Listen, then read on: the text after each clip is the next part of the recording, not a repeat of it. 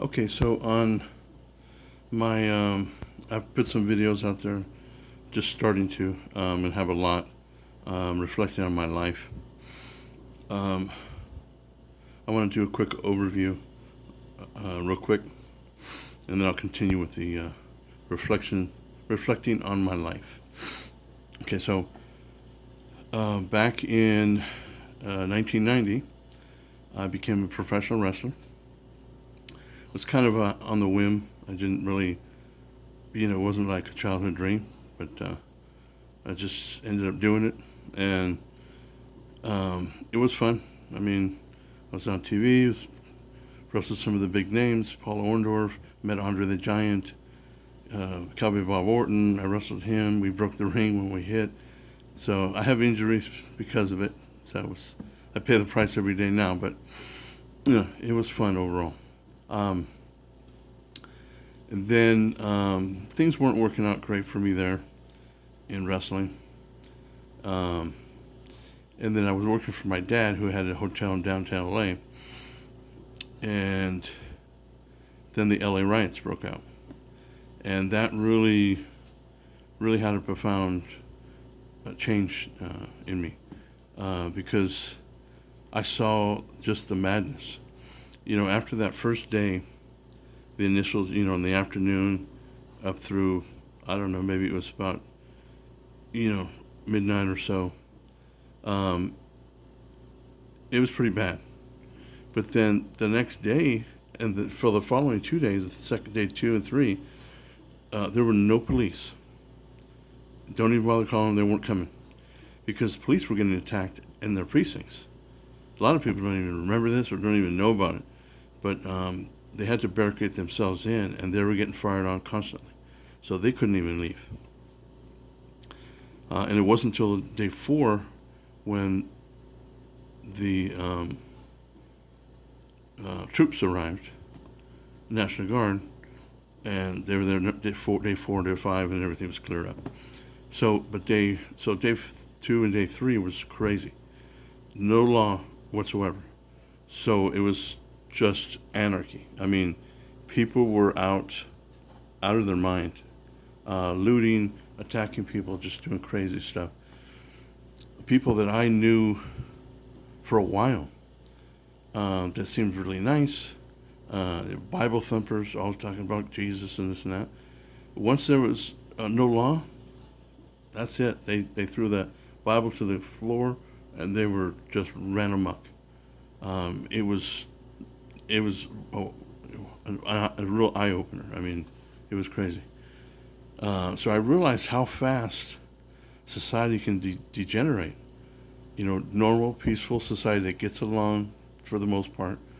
In a blink of an eye, it's just every man for himself and it's chaos.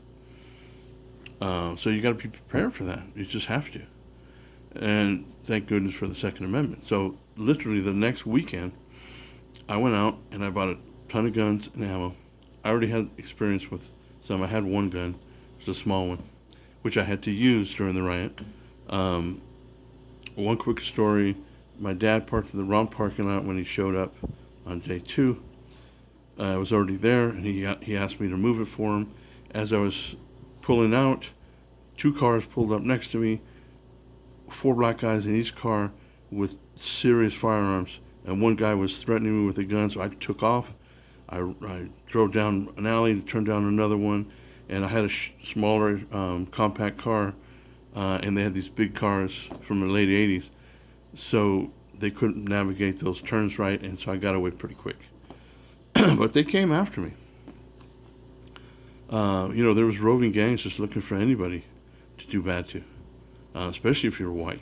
They were coming for you. So then, also that same evening, actually, I'm sorry, it was the next day.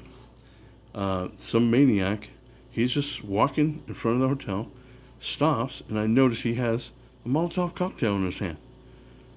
And so I ran out with my gun. I said, "Hey, drop that." And he just looked at me with a crazed look and then lit it. And I said, "Drop it, I'll shoot you." And he read back to throw it. So I fired at the trash can next to him, and he dropped it. If he hadn't dropped it, I would have shot him. So thankfully he dropped it and he took off running. But I mean, there was an open window on the second floor, and that's where he was aiming for. There was someone in there. This was an old hotel built in 1913. A lot of wood in there. That thing would have went up quick. And that person, if they were sleeping in there, it could have killed them. And there was fire department. They weren't coming because everything was burning all around us. So it was crazy. So the immediate weekend I bought guns. The very next weekend, I went to, actually, two weekends after that, I went to bounty hunter training school, I guess you could call it, and became a bounty hunter. And I hooked up with a guy, Roger White, black guy. He had a little bit of experience, but he had a lot of other street experience. So we hooked up. We gelled right away, and we became good friends. And we did a lot of good out there. I mean, we arrested about 60 people in 2.5 years or so, roughly. Problem with bounty hunting is, sometimes it takes a while to get paid. I need decent money, because you don't get paid till you find them. And then sometimes you go through short stints of a couple of months or so where they're just giving you're just getting little stuff, $10, $20, $30,000 bonds, and even if you aren't catch them, it's not a whole lot of money. It's barely enough to just keep you going. So I already had, before I became a bounty hunter, I already had all my security guard permits, my firearms permit, baton permit, tear gas permit, everything. So I started working as a security guard to supplement the bounty hunting.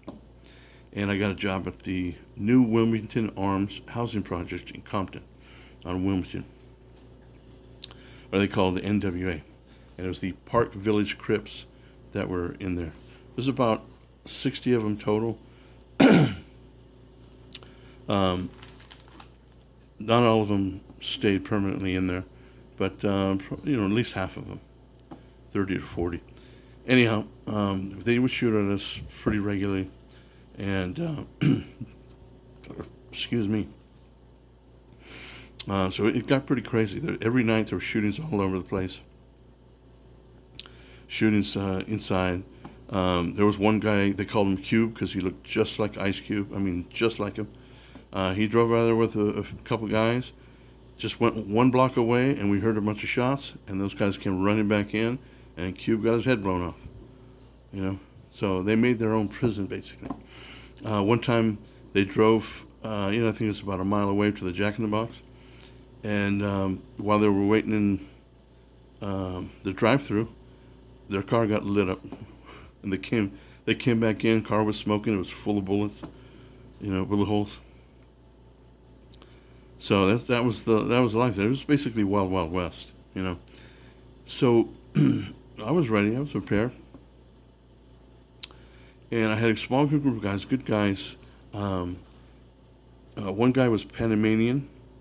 He'd been in the military there. They called him Rambo because he would wear a shotgun bandolier. And then Cofield and White, they were both ex-Marines. And I was the sergeant in charge of the night shift. So we would always, when we were together, I mean, we worked like a military team. I mean, we were tight. But then after a few months, when I was there, a guy one of the Crips got out of jail. His nickname was Throwdown. This dude was crazy. He was tough. All the other Crips were scared to death of him because he was wacky. And the guy was like buffed out like crazy. He had a body like Mike Tyson in his prime, all yoked up. And so this dude, he would smoke Sherm. What Sherm is basically they dip cigarettes in heroin, and they smoke it. They call it Sherm. I don't know why. So he'd be high on Sherm all the time. And so one time we got a call that a man came in to an apartment, and he he wasn't leaving. So we went there, and as we were getting there, he was stepping out. So we stopped him to try and talk to him and ID him because we knew he didn't live there. And he made a move at me like that, like to lunge at me. So I blasted him with pepper spray, and he took off running. Um, he ended up jumping over the fence, and he was out of there. So our jurisdiction was just within the fence on the property. So then, I don't know how long, maybe a couple months later, we get a call of a man with a gun. That's a serious call. I mean, you go in, you're ready. Something might happen. And it was that same guy, throw down. And he saw us coming. He took off for that same fence line where he can jump out. And we were closing in on him, but then when he jumped out, as soon as he jumped, he pulled out his gun and he fired 6 shots at us. I told all my guys to hold fire because he's running down the street. Again, not our jurisdiction. We probably hit him in the back, and there's cars coming. We might hit a car. So I told her, hold your fire. Nobody fired. So we made a police report. They put a warrant out for him. We knew his real name was Paul Blevins. So it was warrant out for him for assault with a deadly weapon with a firearm, 4 counts. And, he's already on parole anyway. He stayed away for a little while, apparently. I mean, we didn't see him, and we didn't hear anybody, saying that they saw him there. And then one day I'm standing by the guard shack, I don't know, about maybe 50 feet by the guard shack. And I'm talking to one of the residents, and just relaxed conversation, right? Normal conversation. And all of a sudden, bam, bam, bam, bam, 6 shots ring out in my direction. Now, I was thriving on this. I mean, I basically missed my call. I should have been a soldier because when in that atmosphere, I really thrived on it. I was one of those guys that if there was gunfire nearby, unless it was in my direction, I didn't flinch. The other guys are like, whoo, whoo. And I'm looking at them like, what are you flinching? That was across the street. And then I had this weird thing that just a split second before there was gunfire in my direction, there would be this funny feeling in my gut, in my core, and then gunfire. And so that's what happened this day. So I was talking to her, and then I just got the feeling, and bam, shots rang out. And the funny thing was, that lady got down quick, and I pulled out my gun so fast that I don't even remember reaching or pulling it out. It was like a millisecond. It was already, in my hands at the ready, and I actually stopped for a second and went, shit, that was fast. And then I moved up to a tree, didn't see anybody. I know the general area it came from, but I didn't see anybody still there. And then I look over and I see one of my guys, and he's by his car with the door open, but he's laying down on his side and he's not moving. So I call out, Duran! Nothing. Shit, I get closer, look around. Duran! Nothing. Fuck. I run over to him, I grab him, pull his shoulder, and he's like, oh. He was petrified. He hadn't been shot. He was terrified because of the gunfire. And I was like, oh, come on, man. So we ended up finding out that it was some residents said they saw him, and that was Throwdown.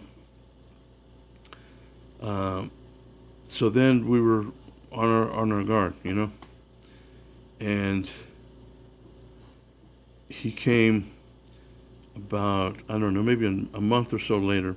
It was a slow night. It was like 2:30 in the morning, and I went to do a patrol. It was very quiet, pretty much empty.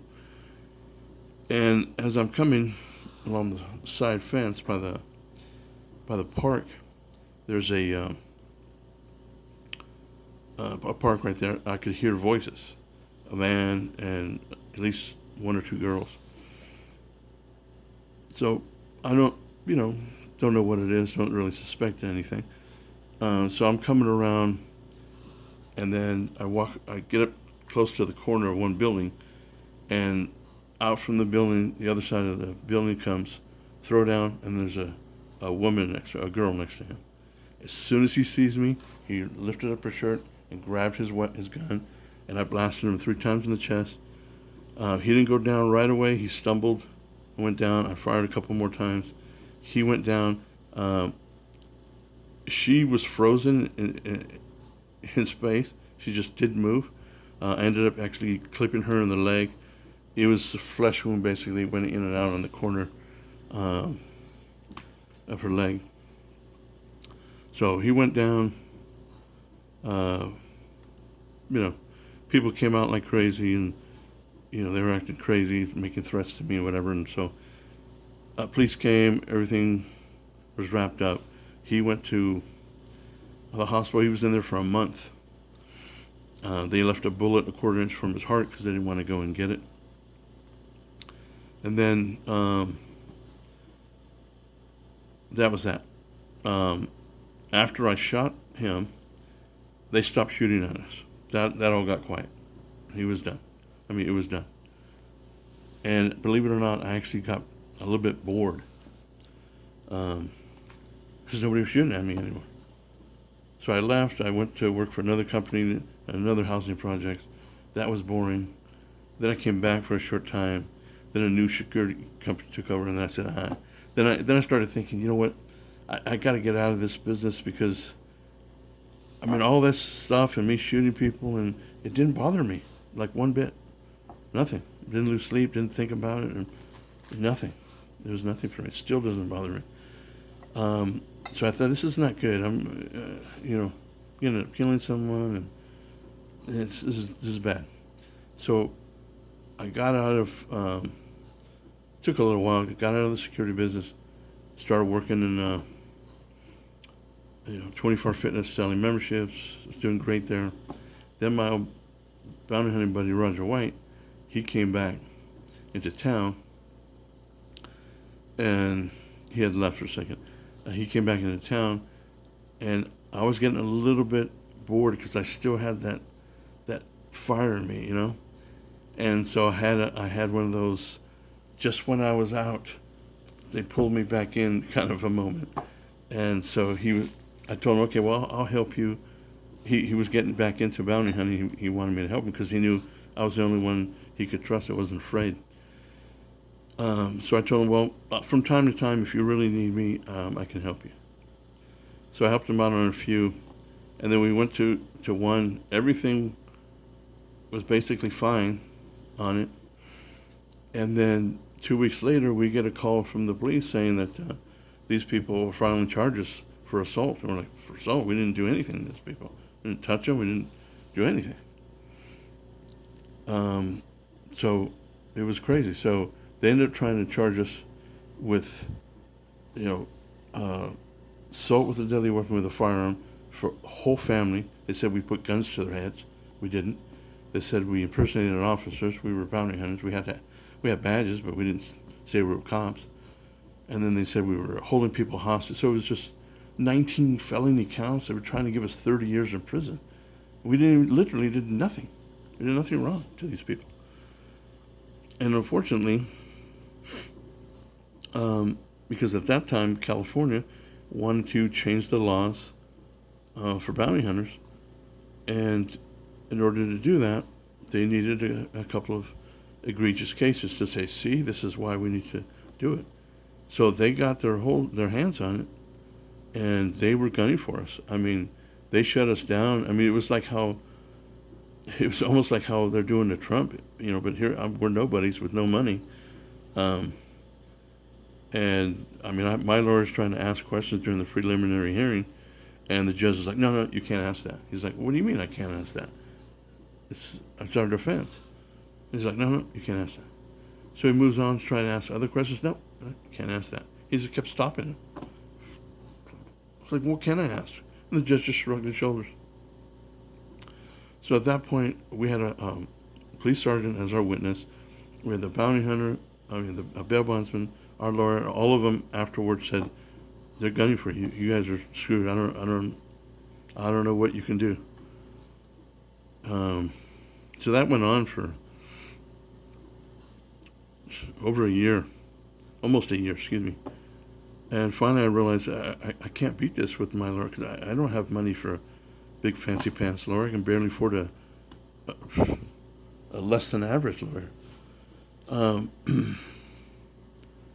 so we decided maybe we should just try and take a plea. But here's the thing: they sent us the court sent us to probation department for him to look at us to see if they recommend probation or what kind of sentencing. And they recommended no jail time. Then we go to the DA and she says 2 years. We're like, 2 years. Then she goes, wait. She goes and makes a quick phone call. No, 5 years. What? They were just everything they could to just screw us. And then we thought about it. You said, and then finally we were just like, oh my God! Because they're trying to get us for 30 years, and it seems like we can't beat this. So with all the stress, we just said, screw it. We'll just plead, even though we did nothing wrong. And so I pleaded, and then we were out for quite a while, like 7-8 months. It kept getting delayed, and finally I was just getting so stressed out. I couldn't think right. My work, I was one of the top salespeople, and I just kept going down. And finally, at the end, I said, no, I can't do this. I didn't do anything wrong. Go for 5 years or any time. I took off. I grabbed what I could. I told my parents and my brothers and sisters, I'm out. And so my dad said, go to Greece then, because my dad's from Greece. So I took off. I went to Greece. I was there for over 2 years. Overall, it was actually a good experience over there. But problem is, it's in your head, and you know that at some point something's going to happen, and how are you can't just stay there forever. How are you going to change your name? How are you going to work? It can't work like this. So I came back, and I was trying to come back and visit family and then work it out with my lawyer, but they got me coming in from Canada, and then I ended up working it out. I still ended up doing the original 5-year deal. It could have been a lot more. Believe it or not, in prison, I have too many stories. I'll do that in another video. But actually, once I got to the mainline prison, I just spent 4 years there. It was actually, most of it was a really good experience. I was actually thriving there. Believe it or not, I was, you got to survive. So you figure out quickly what is it you need to do to survive. And I was smooth sailing there. I mean, I was one of the main guys there. In all the movies like Shawshank and all these movies, there's always one guy who can get you pretty much whatever you want. That was me. I became that guy. And I got people cell phones. I got people, all kind of shit, I worked in the visiting room for 2.5 years. I smuggled in so much contraband. It's ridiculous. And I got away with it, I was filthy rich in there. But that'll be in another video. Anyway, so then I got out and started working at the gym again, LA Fitness this time. Things were going okay, but then I'm just wacky in my head. I was always, I was always lost. I never had anything that I could feel was my passion and, what I really wanted to do, what I really wanted to be in my life. I just kind of mumble through life, So I did that for a little bit, then I went from job to job to job to job to job. And by 40, I was just burnt out on life. Just burnt out. I started gaining weight again.